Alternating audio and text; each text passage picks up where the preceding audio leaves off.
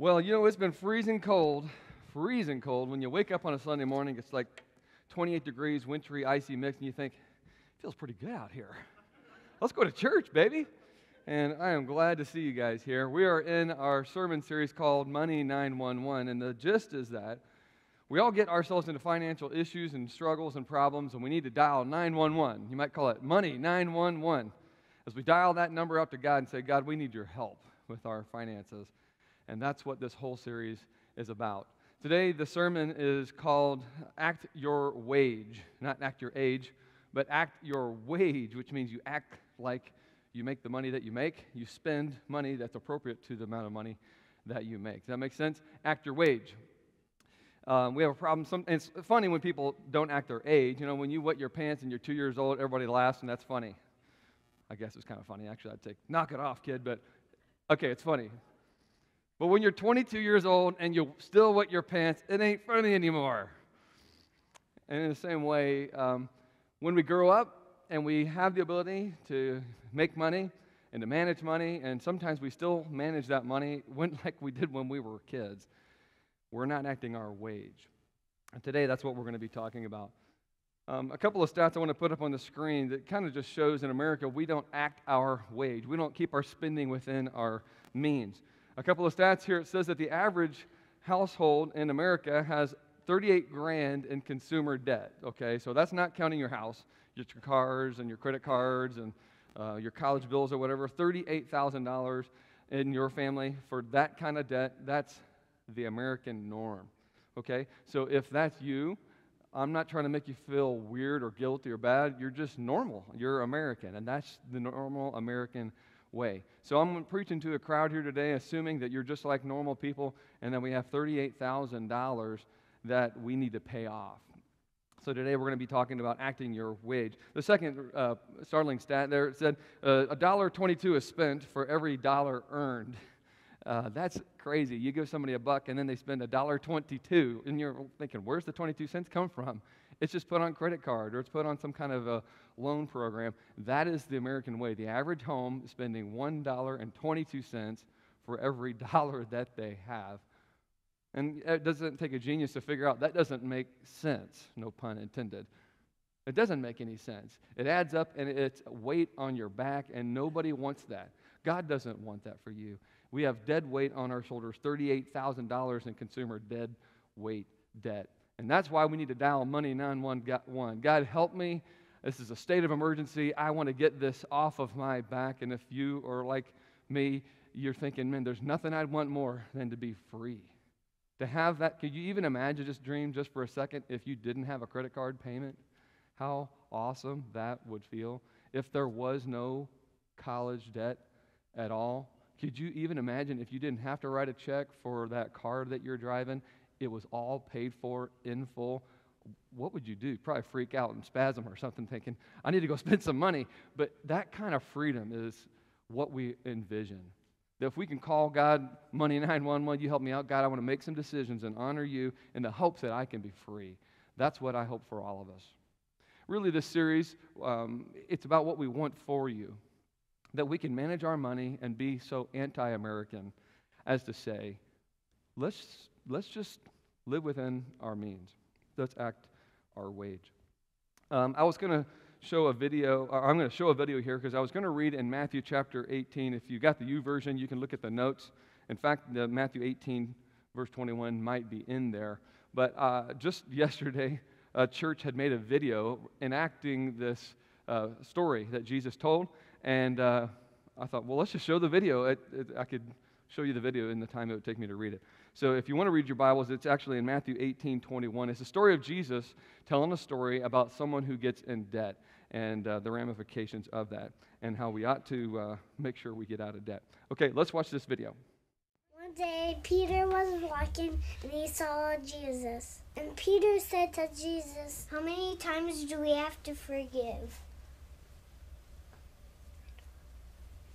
A little? No. 1,020,000,000? Whoa, that's a lot. I know that is. That kind of reminds me of the Lord's Prayer. Forgive others as Forgive others as I'm forgiving you. We will forgive our debtors as I will forgive you. That's in the Lord's Prayer. Then Jesus said, I need to tell you a story. Once upon a time, there was a king, and he said to his servant, you have to pay me lots and lots and lots of money. Now give me it. I don't have any. Then I will then you must send your whole family out to slavery and give me the money that you can owe me. No, please. I'll do anything. Actually, can I sing you a song? Go ahead. Let it go, can't hold it back anymore. Let it go, turn away and slam that door. Here I stand, and here I stay. Let the storm rage on, the cold never bothered me anyway. And the master said, okay, I will forgive you. And then the servant said, thank you, you're the best king ever! And he went jumping up and down. And then when he went in outside, he saw somebody who owed him a little bit of money. He grabbed him by the neck and shaked him around and said, you will owe me all that money that you owe me. Stop joking. Then the mean old man told the little guy to pay him. You will pay me $1,020 or else you will be thrown in jail. Then he said, please forgive me. No way! No, give me all the money. 2 pennies is not that much at all. Can I sing you a song instead? Let it go. I don't know any of it. Stop singing that song. I feel bad for the person that got choked in the story. Because it's mean. You can die that way. It hurts and you can't breathe. If they're strong enough. Then after the servant said, please let me go, he said, no, I'm going to put you in jail so you can owe all the money you owe me. And then so he put him in jail. And then the servants heard, they were surprised. They went to their king and they said what happened. And the king ordered for that servant to come back, and he said, didn't I give you mercy? And the slave said, yes. And so he said, well, you didn't give other people mercy. So you're in big trouble. So you're going in jail. I'm sad about the servant that got thrown in jail. And you only, for your food, you only get to have bread. You would have frozen water, which the White Witch would have in Narnia. I think he'll have to wait until it melts. He'll have to wait until it melts. That's gonna be a lot of days. A lot. More like 2 days. Or if there was forks, you could just poke the ice and get to the water. Well, but there was no forks and spoons and ice. In that there's no such thing as there were sporks and water. For you could use sporks and storks and fire. Dwarves? Yeah, and fire. This is what it's like in jail. Then the king said, if I forgive you, why don't you forgive the other people? Then Jesus said, if you don't forgive your brothers and sisters, God won't be happy. Since he forgives you, you should forgive other people. Is that right? The end. That's so funny. That was on Facebook yesterday, and Greg just noticed that I was preaching on that passage. I'm like, oh, wow, they could say it better than I could. But if you notice in that story, the whole point, we've heard this story before in the Bible, and it's about making things right and forgiving others. But the story is really about forgiving each other of debts. And you think about it, these kids were making fun of it, but really in the day and age, they were told if they didn't pay their debts, they were going to have to go to jail. And in the story in the Bible, in Matthew chapter 18, it said really the threat was, if you don't pay back your debt, this is the guy who had all these debts, the king said, I'm going to sell you and your wife and your kids and everything you own until you pay back every last penny. That's severe. Could you imagine the consequences if you were in debt and somebody said something like that? And in the end, he did get thrown into jail because he was not very merciful and he wouldn't forgive somebody else's debt, remember? And so he does get thrown into jail. And it says in Matthew 18 where he would be tortured. So I'm just saying, in that culture, the consequence of debt could have been catastrophic. Could you even imagine if in this day and age we were that serious about our debts? If you knew, if you didn't pay off your debts, you might have to sell your daughter into slavery, or you might have to be in jail. You would pay off your debts, right?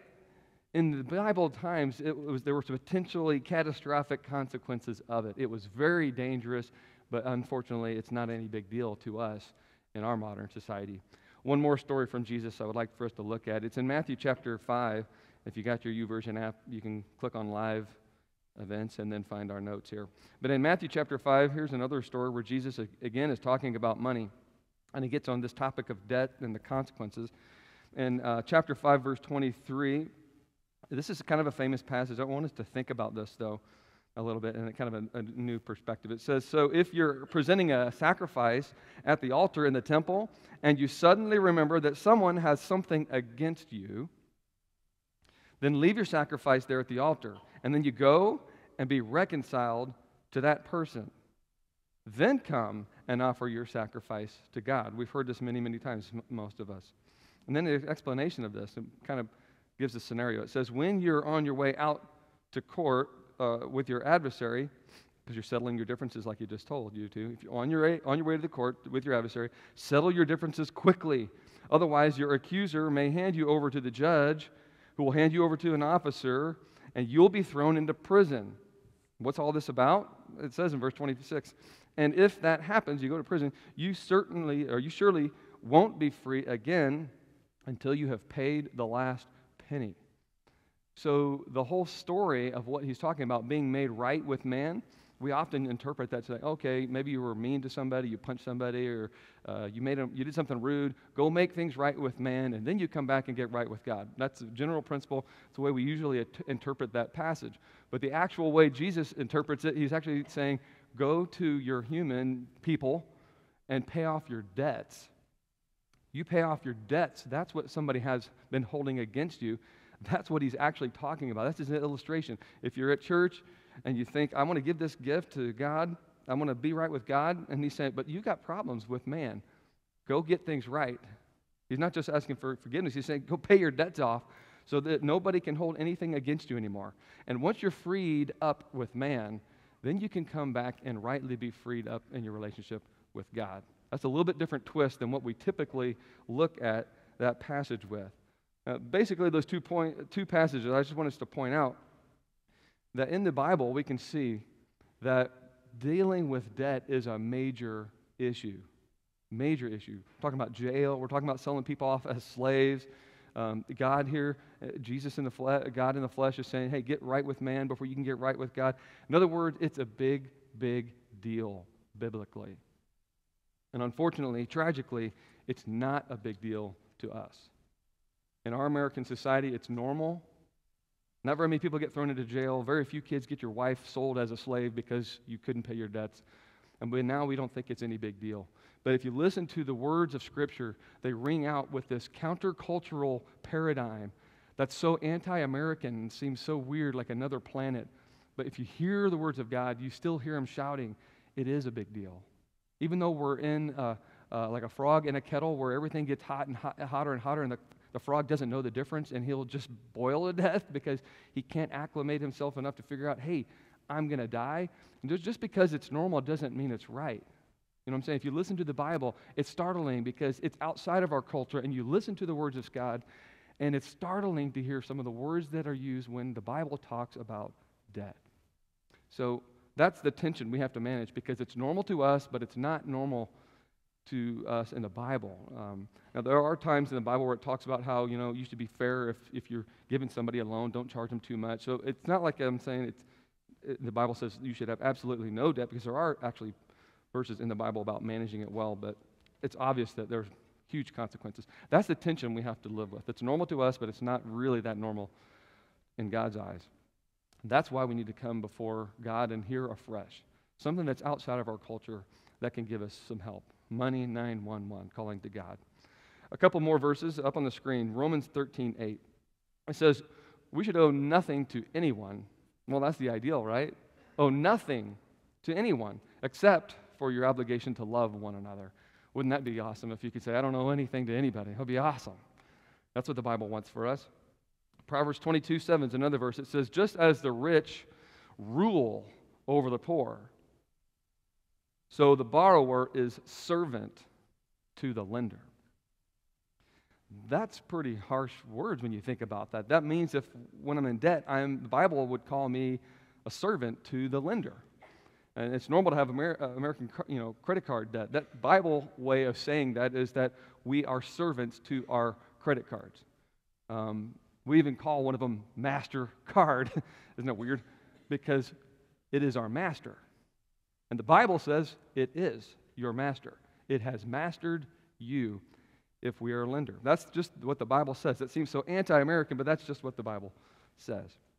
There was a day and age, supposedly, I don't know if any of us ever lived in this age, but in this country, there was a day and age where people lived by a simple rule in life. If you didn't have the money to buy something, you didn't buy it. It seems like, what?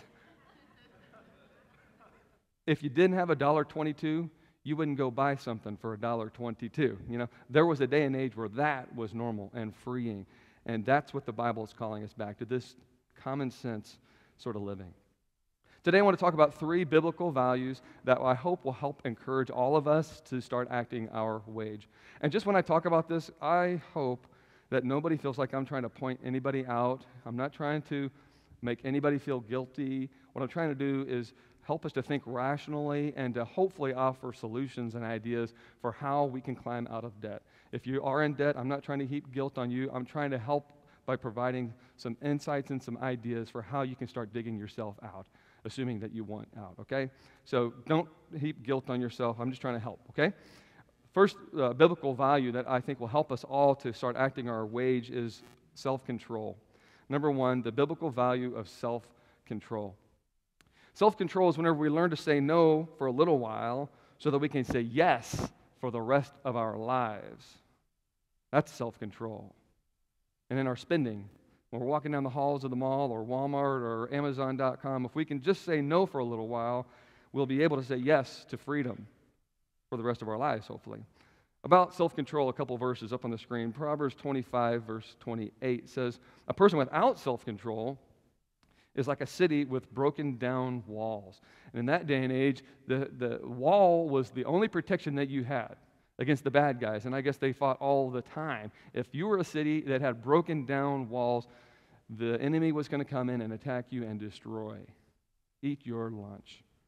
And he's saying, in the Bible here, a person who doesn't have self-control is just as vulnerable and as dangerous as a city without walls. We're vulnerable if we, in our spending, don't have self-control. We are going to be destroyed.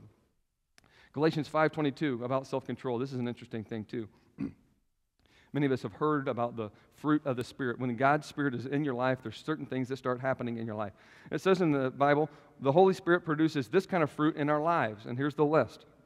When God's in our life, here's what happens. We got love, we've got joy, we've got peace, we're being patient, we're being kind, we're being good, we're being gentle, and then the last one, self-control.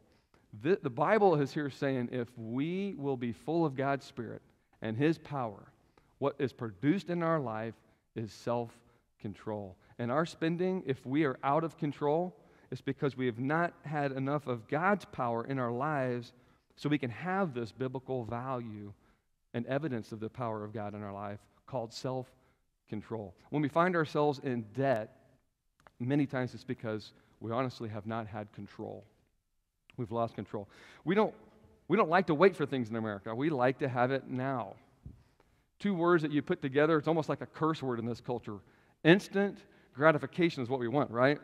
But when you put delayed and the word gratification together, that is not the American way. We don't want to wait for anything. And I admit I am the exact same way. Not a single one of us wants to sit around and wait for anything. But delayed gratification is the secret kind of behind self-control. And it really comes because of the power of God in our lives. If we can embrace this value in our spending, self-control, and it takes God's power in us to do it, boy, that would be huge for us. We could help start acting our wage. 50 or 60 years ago, a man did a study setting kids down and gave them a marshmallow with a little test to see if you wait and say no for 15 minutes, I'll give you 2 marshmallows. He was testing their willpower and their self-discipline and their self-control, finding out later in life that those who had self-control as little bitty kids with the marshmallow test wound up having self-control for life and did way, way better in life. There's a modern rendition of this old test that somebody did recently, and it's on video. I want you to watch this little clip.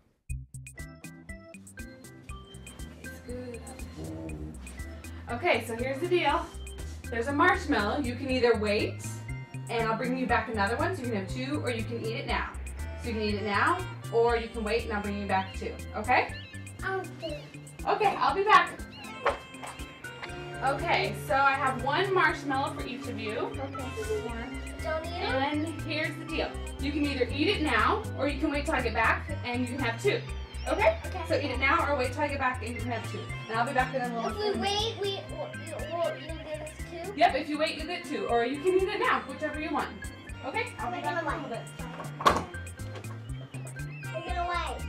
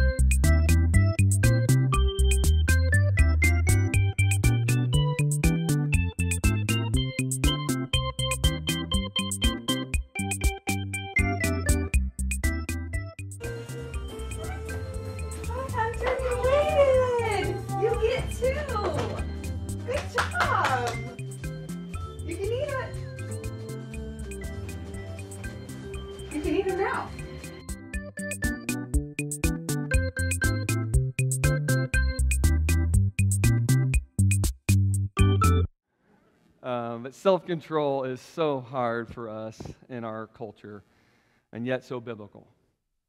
We find ourselves where we're at emergency 911 because we don't have the ability to say no to the marshmallow that's dangling right in front of us. And we buy it, and then we later pay the price for it. I know it's so hard. We have to ask ourselves, do I really need the $4 coffee at Starbucks every single day? We have to ask ourselves, do we really need an iPhone for every single person in our household, even the 2-year-old? Do I really need that bigger house or the more expensive car? I know it's hard. Just yesterday, I had 3 of my kids with me in the van, and I thought, hey, there's football this weekend. I'm going to get myself a snack. And I saw this store from hell called Dollar Tree. I walked in there. Have you ever been in one of those places? I walked and I saw $1 signs on everything. I asked the worker, is everything in this store just $1? She said, yeah, or less. I'm like, well, then let's go shopping, baby. I was going to get a bag of chips or something. Oh, note to self, never go into that store, especially if you got 3 kids. I think we bought 7 or 8 things, but it was a really big fight because we had like 15 things, and we had to whittle it down to 7, and I got out of there with just $7 spent. I said, thank God, it was just $7. But I had to sit there with my kid who had tears in his eyes, and I explained why we can't buy the $1 Oreos. I'm like, oh, no, I want them too, kid, but we can't. Oh, it's so hard, isn't it? Because, if you can just pay another minimum payment on something, well, then just go ahead and get it. I know it's so American, but it's just not the Bible way of thinking. The biblical value of self-control would do all of us a world of good to help us start acting our wage. The second biblical value that we ought to embrace and remind ourselves of is the biblical value of sacrifice. That's a little bit related to self-control, but sacrifice, I would call it giving up something that we love so that we can have something that we're going to love even more. Well, that's not easy to do, right? But think about what you're going to love more if you'll just say no to whatever you love right now.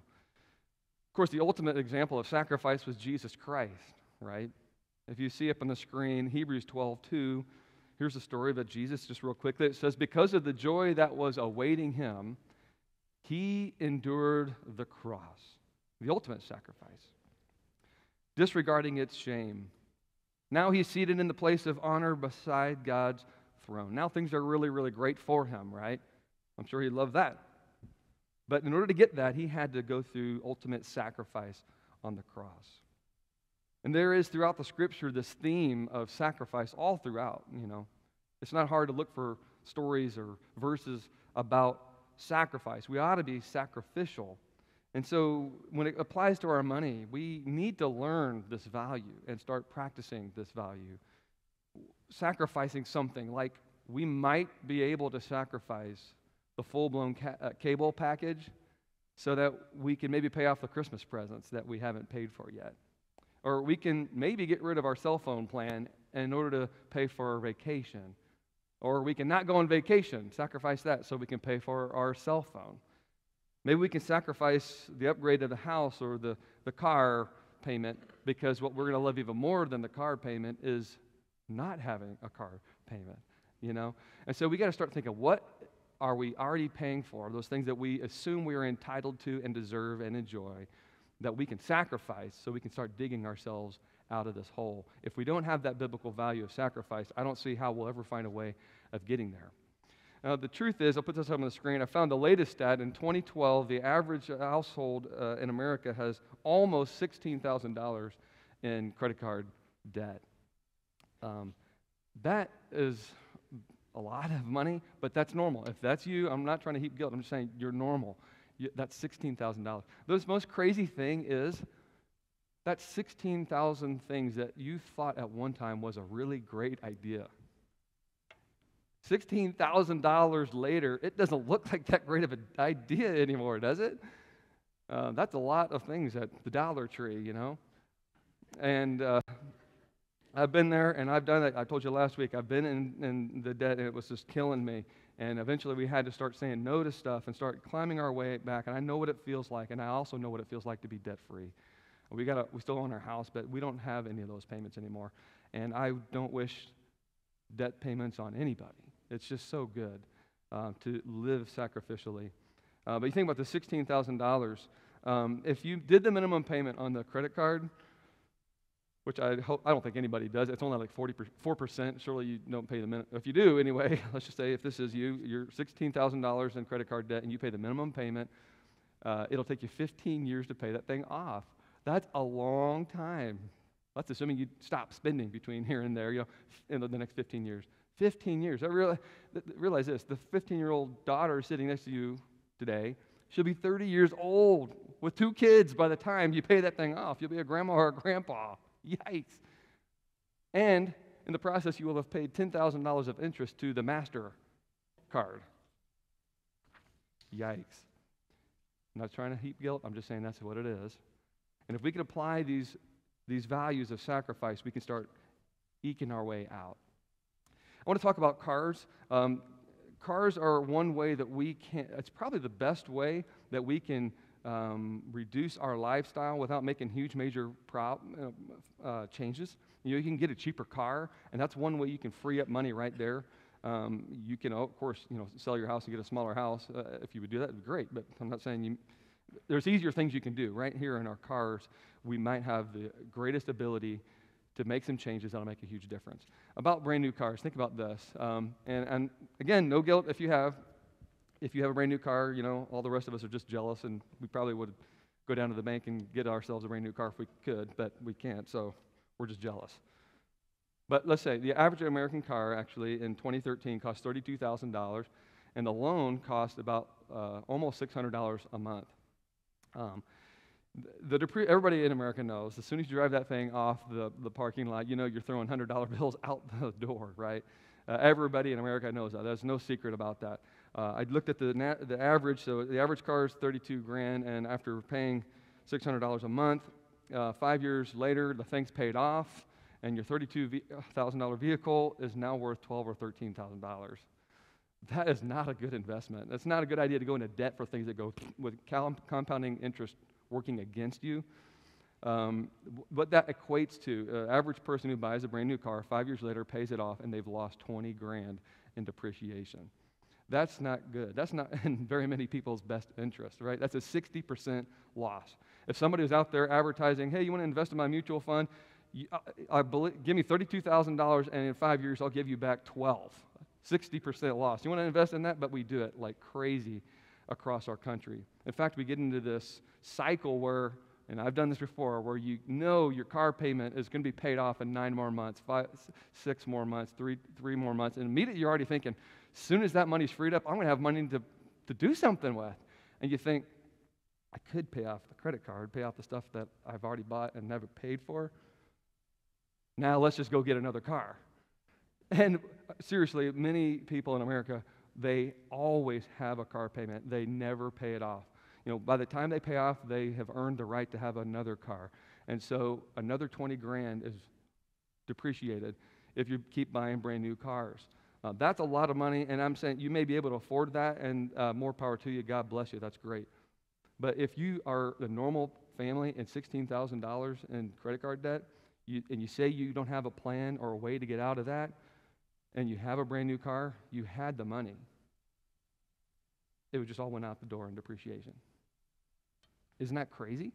That's also encouraging, because if that is you, there's a simple thing you could change, and that's easy. Well, it's a sacrifice, but it's not as difficult as you might imagine. The possibilities are there. In fact, if you were able to take the normal new car payment of $600 for 5 years and invest that in a mutual fund at 8%, which I know is really conservative. The 80-year average is 12%, but let's just say 8%. In the amount of time it would take you to pay off your new car for 5 years, if you just invest that same amount of money at that 8%, at the end of 5 years, you'd have $40,000. And you can go pay cash for something. Wouldn't that be cool? Or if you could say no to that new car payment for 10 years, at that 8%, you'd have $100,000. Can you say cha-ching? What would you do if you had $100,000? I'm thinking of like a brand new Corvette convertible. But think about that. What could you do with your mortgage if you had $100,000 to put down on it? Imagine how you say maybe you don't have the money to get out of debt. Well, you had the money, but you just didn't put it towards that. Or you wanted to save for your kids' college, or you wanted to be able to retire in dignity, or you wanted to be able to give. And you say you didn't have the money. It was there, but it was spent on the new car. I'm not trying to heap judgment, but I'm saying if you have debts and you have a brand new car at the same time, something doesn't add up, okay? Let's talk about used cars. The average used car payment recently was $355 a month. So it's less, which is much more manageable. If you could say no, if you could sacrifice the used car payment, or just pay it off and then don't get another one, just drive that baby till it drops, or whatever you got to do to make it happen, you realize if you took that $355 a month, and instead of paying 5-year loan on your used car and invested that in the 8%, you'd have $25,000 saved up. And you could get numerous reliable cars for cash with that. If you did it for 10 years, you'd have $62,000, and you can buy a lot of cars with that. It's amazing if we get this compounding interest. If we'll just sacrifice the now and put it aside, and we have something we're going to love a whole lot more than the cars. So I just think that's encouraging. I'm not telling you have to sell your car, but I'm just trying to help you think about some options. If you want to dial 911 and you want to do something crazy, you might need to sacrifice that beloved vehicle. As much as you love it, you might love being free a whole lot more. Let's talk about houses just for a bit. I ran some numbers. If you get a $225,000, I'm talking about a lot of numbers. Some of you calculator people are loving me right now. Other people are like, would he please be quiet? But whatever. $225,000 house, 30 years, 3.75 interest. Your mortgage payment's going to be a little over $1,000. And if you ever think about this minimum payment plan for 30 years, it's kind of crazy. This is going to make all of us who own houses want to faint, but we know this, right? We just don't like to think about it. Your $1,000 payment, your $225,000 house, by the time you make that last minimum payment 30 years later, you've paid $375,000 for your $225,000 house. The difference is $150,000 paid in interest. That makes me want to faint. That's why it is in our great interest to put extra money down towards your minimum payment on your mortgage. And here's I hope is a light at the end of the tunnel, a hope for you.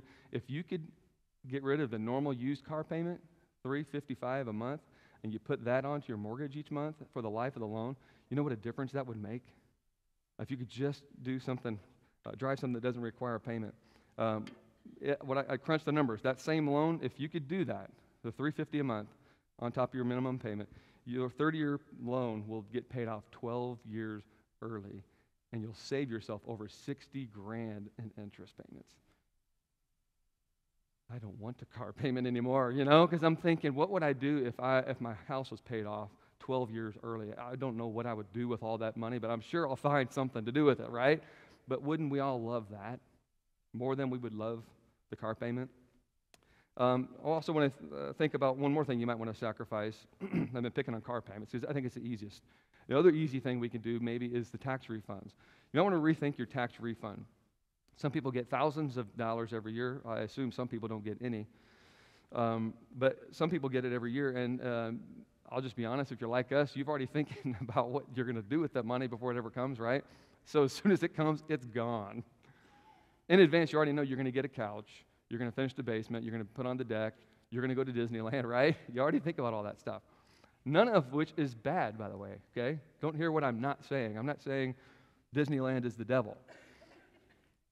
But if you're a normal American family that has $16,000 in credit card debt, you haven't paid for the stuff you already have. So when God blesses the government that gives you free money, why would you go pay for another Disneyland trip this year when you could just spend that money to pay for last year's Disneyland trip that you didn't pay for yet, right? If you're in debt, why would you go spend more money? This is a no-brainer, easy decision. So if you get a tax refund and you're wanting to climb out of debt and you say, I have any monthly money that I could put towards anything. Okay, well, you get a tax refund? Golden opportunity. Pay off a credit card with that bad boy. You're going to celebrate and have a great time cutting up the MasterCard. Oh, it would be incredible.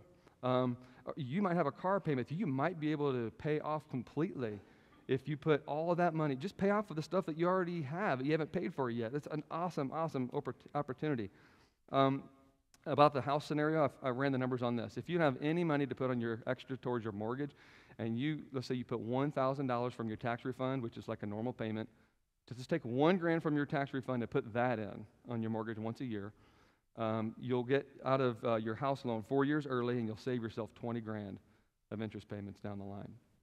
Many people get thousands of dollars in tax refunds. If you could put $2,000 in every year, that's it. Nothing changing monthly, but just $2,000 from your income tax return every year. You'll be out of your house loan 7 years early, and you'll prevent yourself from almost $40,000 in interest payments. Wow, that to me shouts opportunity, hope.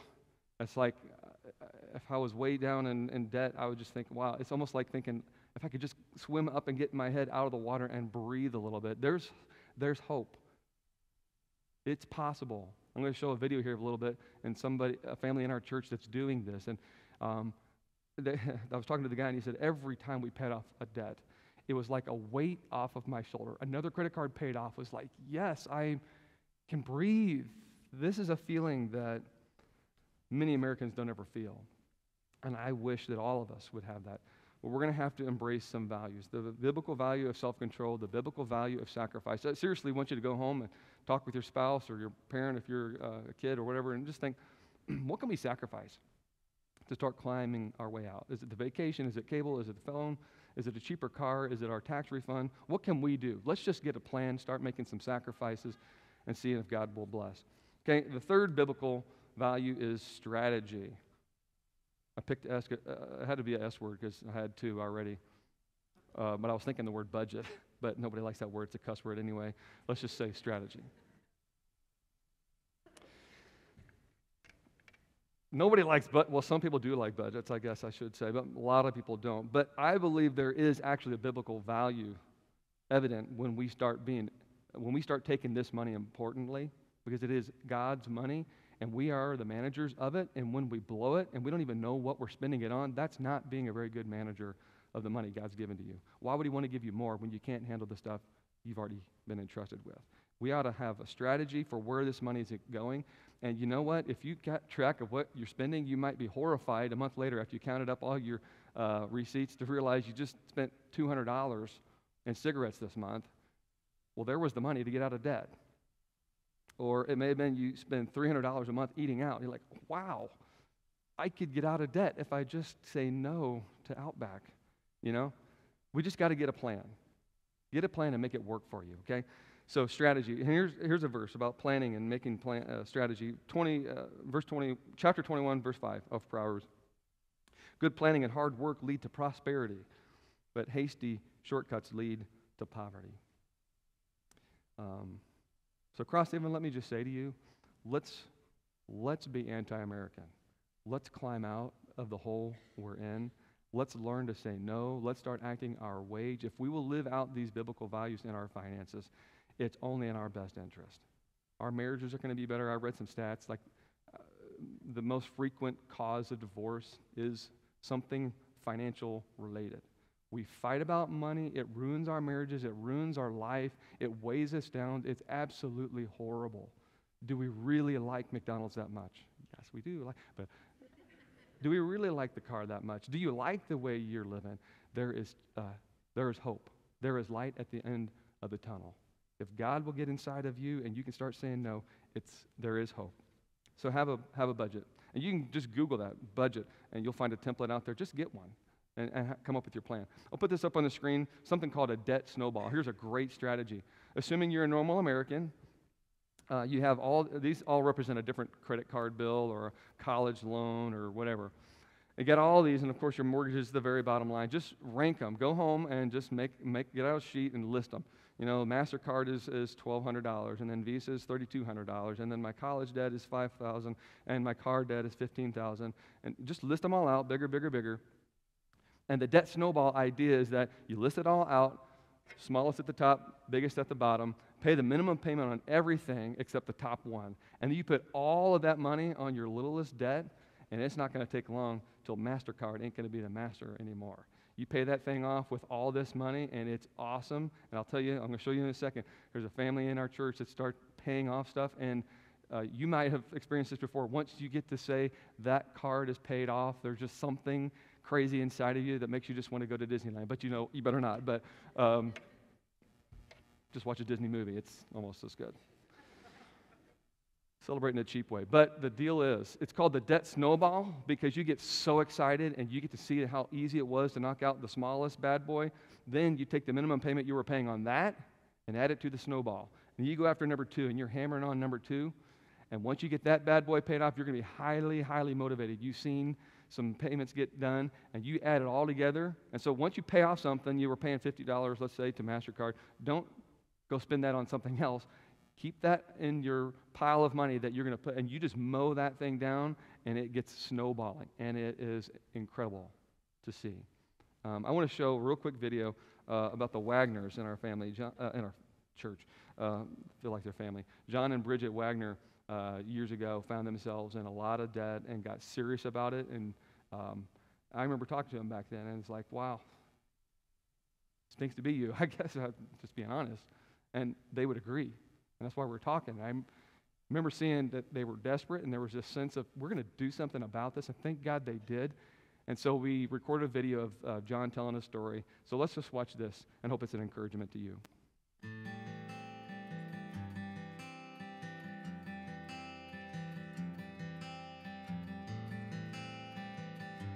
Hello, my name is Jonathan Wagner. I've been coming to Crosshaven Church for the last 8 years. Involved with the music department, with youth ministry for years. Seen the church grow from 40 people to where we are now. It's been incredible.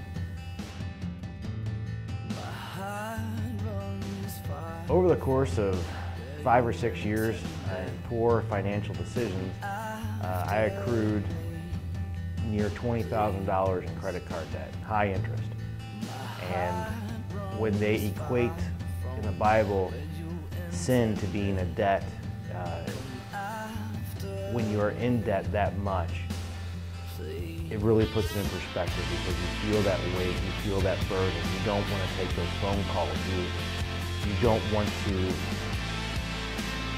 have to go through it every day, and it gets worse day by day by day.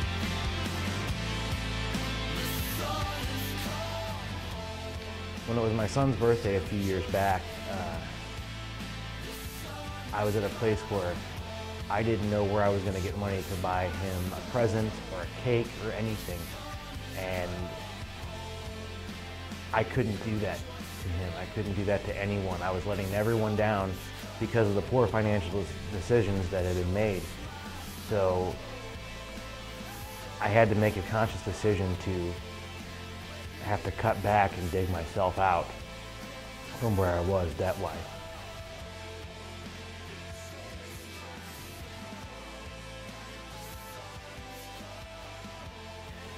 A huge weight's been lifted off my shoulder. God has blessed in so many different ways with new jobs, better income, able to take 10 years of debt and pay it off in under 3.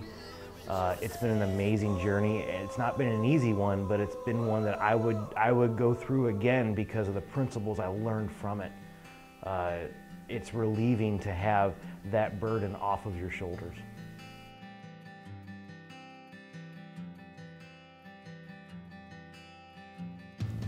The change has to start in your heart. You have to come to the realization that this is not a lifestyle that you want to live, that you want your children to have to live in and have to go through. You have to make the decision that you're going to get out of debt now.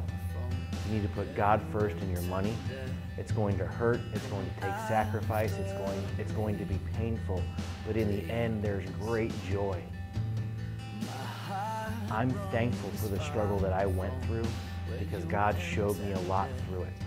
I don't wish it on anyone, but I'm thankful for letting Him bring me to the place He has now, and being much more financially secure than I'd ever.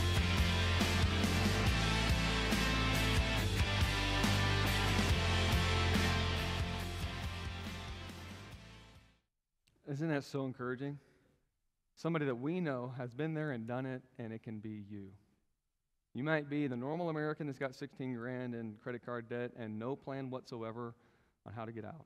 If you can embrace these values of self-control and of sacrifice and strategy, we might be making a video about you, about how great, wonderfully free you feel. It's possible with God's help if you'll get serious.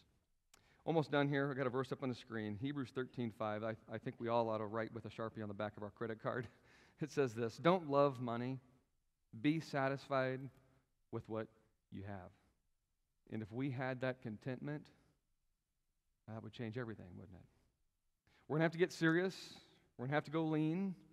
We're going to have to say no to some things. But if we're serious, we can see some progress, and there is light at the end of that tunnel.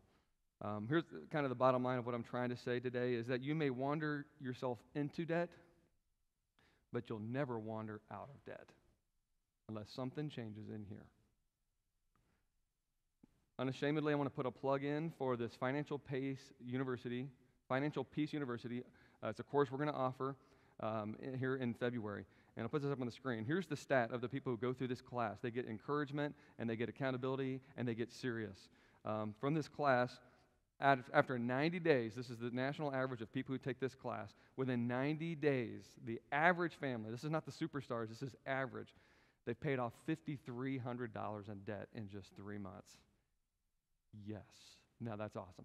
And they put $2,700 in savings. That's an $8,000 turnaround in 3 months. That's just unbelievable. It costs $100 to buy the materials, but if you can get yourself $8,000 in the right direction, it's worth every dime. And in faith, I encourage you to just sign up for that class. If money is an issue, and you think, I can't go because I'm so broke, well, this class is designed for you, okay? Come talk to me. We'll try to work out something. We're not going to do any free rides because you need to have some skin in the game, but we will help you. We want to make sure you get this. We want you to be financially free. I want us to watch just a real quick 1.5 minute clip of this, and then we'll wrap up. Let's watch this.